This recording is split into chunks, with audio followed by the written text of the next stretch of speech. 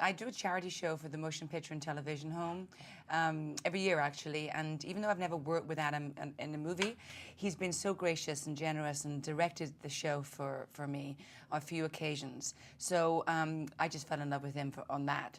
And also, he comes from my world, you know, that Hoofer kind of, you know, mentality.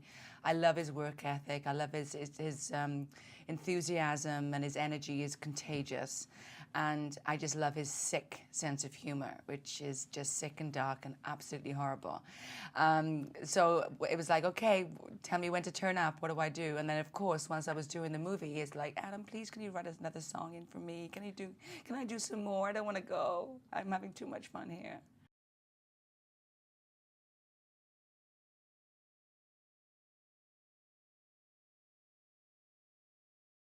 Said, Donnie, would you come and do a musical again? I went, with you? He went, yeah.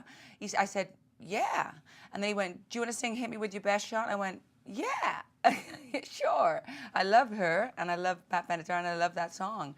And it's done in a certain way that's just kind of sick and wonderful. And when I read the script, I just fell in love with my character. And it was all a lot of fun, a lot of fun.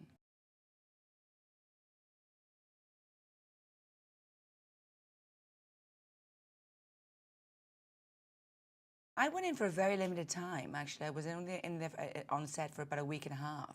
And so everything was like really intense, much more intense than any regular movie. That's just the musical genre in general. But it was pretty intense, and I learned the choreography one day, and then within 2 days I was just doing it.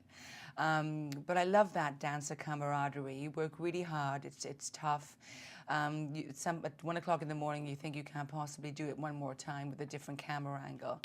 I appreciated my Broadway months when I just, did it from beginning to end once, and that was it. But then I didn't have to dance in the little night music that I did on Broadway. So it was a challenge for me to get back in shape, because of course I hadn't really touched my toes since Chicago, lazy person that I am sometimes.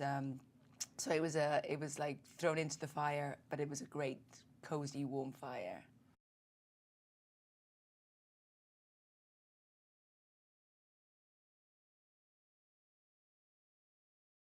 When you see the movie, you'll understand my character is the conservative, right-wing person in the movie, and so it was very, very, it was a statement what she wore.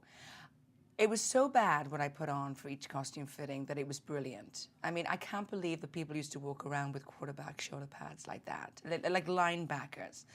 I think we even tapered them to make them smaller because they were so ridiculous. It looked like it was just for the movie. But these were real vintage Chanel, Escada, vintage.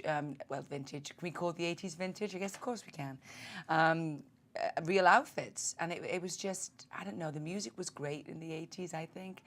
I'm not so sure about fashion and the hair. I had big hair, and that's the wonderful stripy blush. I'm glad we're not doing that anymore.